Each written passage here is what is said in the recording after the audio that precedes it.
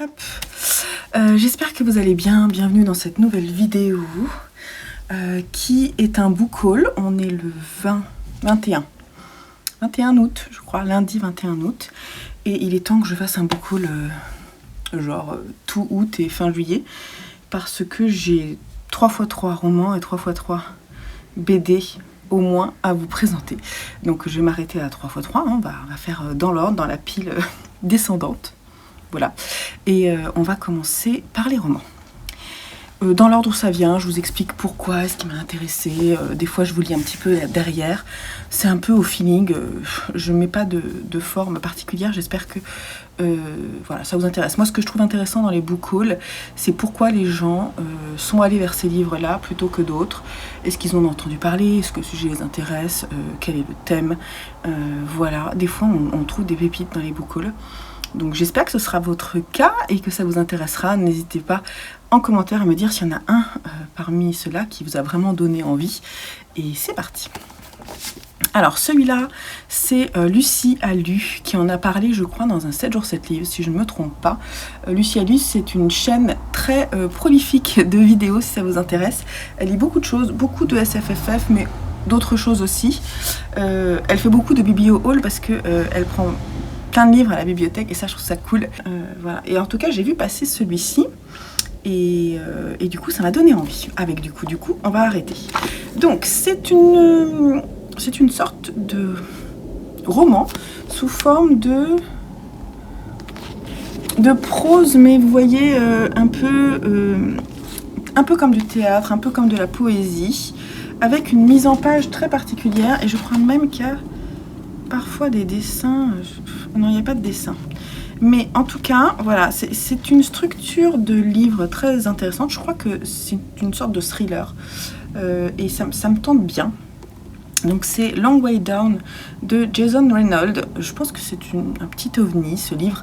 Et quand elle en a parlé, ça m'a donné envie. Je sais qu'elle n'a pas forcément, ça n'a pas été forcément un coup de cœur. Mais je sais pas, la forme du livre m'a attirée. Ça peut m'intéresser. Donc je l'ai mis. J'ai pris je crois que c'est une romance historique si je vous dis pas de bêtises. Celui-ci je l'ai pris en occasion, je crois que c'est sur Momox, comme le Long Way Down c'est sur Recycle Livre. J'essaie d'acheter de plus en plus des livres en occasion, notamment quand c'est des livres anciens. J'estime que voilà, la seconde main ça peut être une bonne solution, histoire de pas rééditer des livres qui sont déjà sortis. Donc là, c'est Miel et vin de Myriam Chirous. On est en 1789. Et voilà, je pense que c'est une romance historique. Je ne vais pas vous en dire forcément plus. Cette couverture est splendide. C'est possible que je la lise rapidement. Mais j'en ai un autre que je vous ai présenté d'elle qui me tentait bien. Comment s'appelle-t-il? Ah voilà, La paupière du jour, je vous en ai parlé il n'y a pas très longtemps et du coup il y a un des deux qui va aller dans ma pile à lire d'automne, c'est certain. Ah, encore une romance, et je suis à fond romance en ce moment. Celui-ci me tentait vraiment longtemps, j'avais pas vu que c'était une pavasse, mais voilà, il est en poche, je me suis dit allez tu peux le prendre en poche, ça coûte pas très très cher, 8,65 € ici, on est chez Archipoche. Et c'est La dernière vase de Mathilda de Tamara McKinley. Je pense que l'ambiance de cette couverture m'a plu. Et je vous lis juste un petit peu derrière.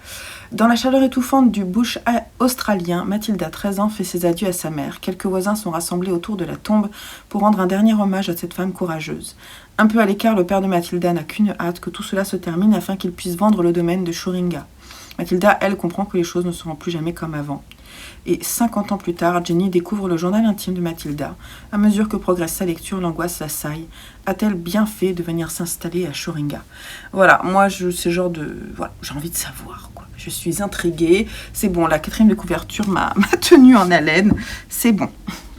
Alors, encore un livre que j'ai pris pour l'automne parce que j'en ai entendu plusieurs fois du bien. c'est La Vorace de Chelsea J. Summers, édité ici chez Mazarine. Quand je suis tombée dessus chez Gibert, là j'en ai quelques-uns chez Gibert là que je vous montre. Bah voilà, il était dans ma wishlist, donc je l'ai pris. Il était à 12,60 € à la place de 22,90 €, donc c'est quand même pas mal. Et puis il est en très bon état, hein, franchement. Voilà, donc ça, je pense qu'on est vraiment voilà sur une histoire de nana, un peu comme Le Parfum, vous voyez, mais femme. Et donc, voilà, ça parle, c'est un peu olé olé, je crois aussi, hein, quand même. Alors, en tout cas, ça me tente bien. Vous me direz si vous l'avez lu. Encore un livre de ma wishlist que j'ai trouvé chez Gibert. Écoutez-moi jusqu'à la fin de Tess Gunty, édité chez Gallmeister. Il a été édité il n'y a pas très longtemps et quand il est sorti, il m'avait déjà tapé dans l'œil. Donc, je l'ai eu à 17,30 € au lieu de 26,60 € et je vais vous lire un tout petit peu. Blandine Watkins est une jeune femme à part. Sa beauté éthérée et son intelligence aiguë dressent une barrière entre elle et les autres. Elle partage un appartement avec 3 garçons qu'elle ne comprend ni n'apprécie, mais sur lesquels elle exerce une étrange fascination. Tous viennent de foyers brisés et tâtonnent pour trouver leur place dans l'existence. Afin de ne pas se blesser au contact des autres, Blandine se réfugie dans le mysticisme. Comment devenir adulte dans cette ville délabrée, dans ce monde qui n'a que faire des fragilités de la jeunesse ? Soudain, dans la chaleur de juillet et sous une pluie diluvienne, un geste de violence inexpliqué survient. Apparemment, c'est un roman plein d'humour. Et voilà, il me tente bien. Alors, je pense pas le lire tout de suite. C'est possible que je le lise... Oh, il y a des illustrations. Que je lise plutôt, vous voyez, printemps-été. Il y a des illustrations. Je vous montre un peu. Je sais pas, voilà. Il me plaît bien. Il m'a tiré, celui-là, donc il fallait qu'il soit dans ma pile à lire. Alors, celui-ci, j'étais contente de le trouver, mais je suis un peu déçue, je vous explique pourquoi. Donc c'est Pourquoi tu pleures de Amélie Antoine, édité chez Le Muscadier Noir. Quand je l'ai vu, je me suis dit oui, pourquoi tu pleures ? Je le cherche, c'est un thriller que je cherche. Bon, il était au côté thriller. Et je me dis mais c'est pas cette couverture que j'avais, parce que forcément je pensais à celui-ci qui n'est pas du même auteur. Alors, je vais le tester quand même. Hein. Ils disent un roman noir aux allures de thriller qui sont les abysses les plus profonds de l'âme humaine. Peut-on jamais vraiment connaître les personnes qui partagent notre vie ? Donc je pense que c'est à peu près le même sujet que ce que j'avais prévu de lire. Bon, je vais tester, si ça me plaît pas, c'est pas grave, hein, ça reviendra à quelqu'un d'autre. Mais voilà, ça me tente bien quand même, hein, donc je l'essaierai. On continue avec de la science-fiction parce que vous savez peut-être pas, hein, si vous arrivez là ou si vous n'avez pas vu mes vidéos, que en juillet et août, j'ai fait une exploration de la science-fiction. Donc j'ai lu, l'idée c'était de lire 6 livres vraiment de science-fiction, donc faire vraiment un focus pendant 2 mois. Et je vais d'ailleurs continuer là-dessus. Là je suis en train de réfléchir à une pioche à lire autour de la mythologie que j'ai proposée sur le Discord d'ailleurs. N'hésitez pas à nous rejoindre si vous avez des livres à partager, peut-être envie de faire la même chose que moi en septembre et octobre, faire 2 mois où on fait un focus sur la mythologie. Moi, j'ai très envie de faire ça, donc je vais continuer. Pour la science-fiction, forcément, comme j'explore, je suis partie voir plein de choses. Et il y en a un qui m'a donné très envie, parce que déjà, j'en ai entendu parler, je ne sais sur beaucoup de chaînes Booktube, mais ensuite j'en ai parlé avec mon père qui l'a aussi et qui m'a dit qu'il avait bien aimé. Mon fils en a parlé parce que c'est un livre jeunesse et que au collège on leur a proposé à un moment de découvrir. Voilà, j'en ai vraiment entendu parler, je me suis dit allez, tu vas le lire. Donc j'ai trouvé dans cette édition, je l'ai trouvé très belle, Des fleurs pour Algernon de Daniel Case, ici chez Flammarion Jeunesse. Alors je vais vous lire derrière. Charlie Gordon a 33 ans, mais il a l'âge mental d'un enfant de 6 ans. Il voit sa vie bouleversée le jour où, comme la souris Algernon, il subit une opération qui multipliera son QI par 3. Au jour le jour, il fait le compte-rendu de ses progrès, mais jusqu'où cette ascension va-t-elle le mener ? Voilà, donc j'ai très envie de le découvrir. Je pense que ça peut me plaire. Alors, sinon... on a écouté, avec mon homme, en descendant dans le sud, on a écouté une émission de France Culture, je crois que ça s'appelle Les Grandes Traversées, je sais plus. Je vous mettrai ici ou en dessous le lien. Voilà, il y a eu plusieurs podcasts audio qui ont été faits autour de plusieurs auteurs. Je pense à Kessel parce que mon homme m'en a parlé et que du coup j'ai envie de l'écouter. Et nous, on a écouté ceux en rapport à George Sand. Et voilà, ça m'a donné envie d'aller plus loin dans la découverte de cette autrice. Et j'avais prévu de lire ce classique de George Sand. Et voilà, je vais le lire à l'automne. Donc c'est Mauprat de George Sand, édité ici chez Folio Classique. Voilà, une ambiance apparemment assez gothique dans une maison. Voilà, les Mauprat, une famille de petits seigneurs berrichons, incultes et cruels qui ne seraient pas déplacés dans un roman de Sade et qui perpétuent au XIXe siècle les pires usages du monde féodal. À l'un d'eux, Bernard, on donne à violer sa cousine Edmée. À force de courage, de grâce et de beauté, elle finira par dompter Bernard, par transformer la brute en homme véritable. Roman noir et roman socialiste en partie inspiré par les idées de Pierre Leroux, Mauprat marque le début du combat de George Sand pour les droits de la femme. Et voilà, donc moi j'ai très envie d'aller découvrir cette œuvre-là et je vous invite à aller écouter ces podcasts audio qui sont vraiment bien faits et bien construits, pas lourd en fait à digérer. Je trouve que c'est vraiment très très bien fait. Ça nous a appris beaucoup de choses, notamment par rapport à ses positions politiques et voilà, sa position de femme très particulière pour laquelle elle s'est vraiment battue. Et George Sand, je vais continuer. Alors d'elle, j'ai seulement lu comment ça s'appelle ? La petite Fadette, que j'ai beaucoup aimé. Donc je pense que ça peut me plaire de continuer avec elle.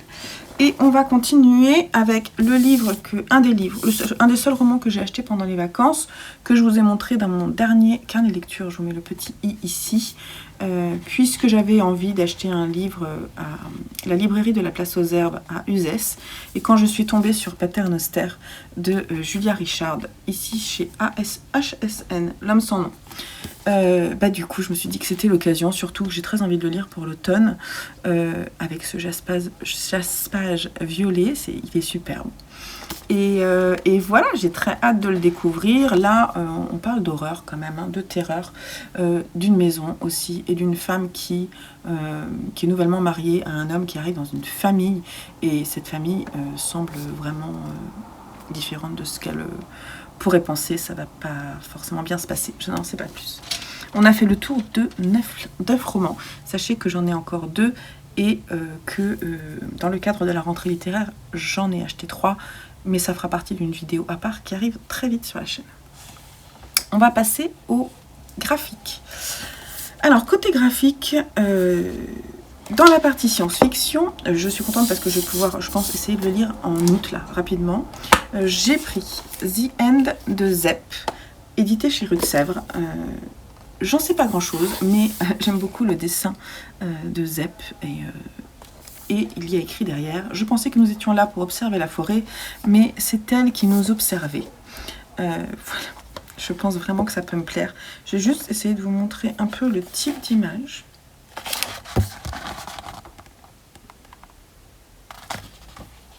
Écoutez, je ne sais pas trop quoi en penser, mais je pense que ça va être trop bien. Je vais la lire très très vite. Voilà. Bon, j'ai craqué. Aussi en occasion. Alors, oui, celle-ci, elle est en occasion. Et puis, elle n'est pas en super forme. Je l'ai achetée chez Momox. Et je ne m'attendais pas à ce qu'elle soit si grande. Je vous en ai déjà parlé. Donc, c'est Sweet Tooth de Jeff Lemire. C'est le volume 1. Je ne sais pas combien il y en a. Ici, il y en a 4. Mais je ne sais pas s'il y en a plus. Donc, elle n'est pas en super forme. Elle est un petit peu abîmée. Mais elle est reliée. Et elle est quand même conséquente. Je ne sais plus combien je l'ai acheté. Mais ouais, j'étais contente. Donc, c'est type comics. Et je suis trop contente parce que moi, Sweet Tooth, c'est une série que j'ai découverte avec vraiment beaucoup de plaisir sur Netflix. Et je me dis que je vais l'avancer et je vais certainement l'avancer plus vite. Voilà, si ça me plaît. Enfin, l'histoire me plaît de toute façon. Et ce qui est marrant, c'est que le dessin est vraiment très différent de la série. Forcément, c'est un film. Et là, le parti pris très particulier visuel qui est pris, voilà, ça me tente. Ça m'a l'air un peu plus morbide en fait que la série. Et ça va me plaire, je pense. Alors ça, je l'ai trouvé chez Gibert en occasion. Je l'ai eu à 13 € au lieu de 19,95 €. Bah, je sais pas, je me suis dit c'est parfait pour l'automne, non? The Sad Ghost Club de Liz Meddings. Et ben voilà, ça a l'air d'être de l'humour un peu noir autour d'un club de fantômes. Ah, je pense que ce sont des vrais fantômes. Et je sais pas trop, mais je pense que ça va être parfait pour cet automne. De toute façon, je vais vous montrer ça rapidement quand on aura les thèmes du Pumpkin Autumn Challenge. Je vous dirai ce que je mets. Je pense que j'ai essayé de faire une sélection autant roman que graphique.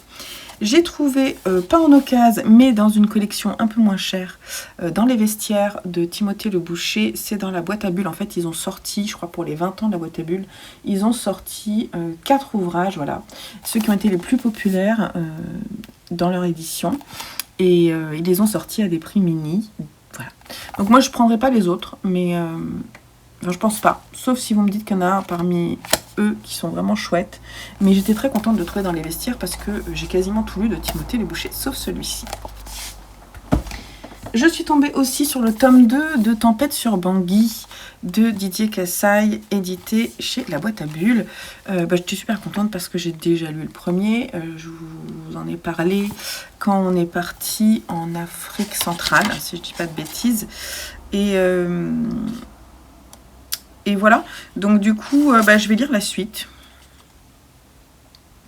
Donc on est en République centrafricaine, et puis, je ne sais pas si vous vous souvenez, mais je vous avais parlé un peu de ce dessin très... En fait, c'est inspiré de l'histoire vraie de l'auteur, hein, qui habitait pendant cette période, donc on est dans les années 90, si je ne dis pas de bêtises, jusqu'en 2005-2010. Et il va raconter en fait ce qui s'est passé dans la ville de Bangui. Voilà, parce que c'est assez terrible ce qui s'est passé. Et donc, voilà, je vais avoir la suite. Je ne sais pas comment ça va se terminer. Je crois que c'est le dernier tome. Donc, voilà.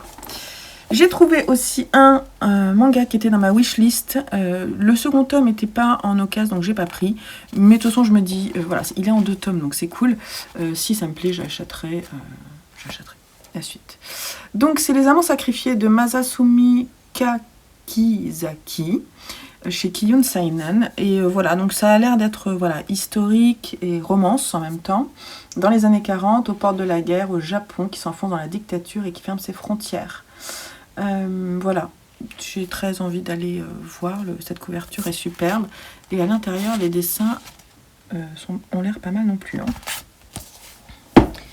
Et puis pour revenir à George Sand, j'ai trouvé en occasion chez Momox et en plutôt bon état. Bon, bien sûr, elle est un petit peu abîmée, un petit peu usagée, mais elle est reliée. Cette BD, George Sand, fille du siècle, de Séverine Vidal et Kim Consigny, chez Delcourt Ancrage. Je pense que ce sera parfait pour rebondir justement sur ce podcast que j'ai pu écouter et j'ai envie d'en savoir plus. Et voilà, je ferai peut-être... ce serait sympa de faire une semaine George Sand. J'avais envie de faire ça, une semaine une maison d'édition, une semaine ou 3 livres, vous voyez, sans forcément se dire une semaine pile poil, mais se dire qu'on peut lire, se faire un petit focus, je trouve ça intéressant. J'ai pris le second tome des Enfants de la mer de Daisuke Igarashi, édité chez Moonlight Manga, parce que j'ai adoré le premier. Là, c'est pareil, c'est chez Momox. Je l'ai pris en occasion, c'est toujours intéressant. Je suis sûre que ça va me plaire, parce que j'ai adoré le premier. Et puis, pas en occasion, mais... Ah si, peut-être que... Non, pas en occasion.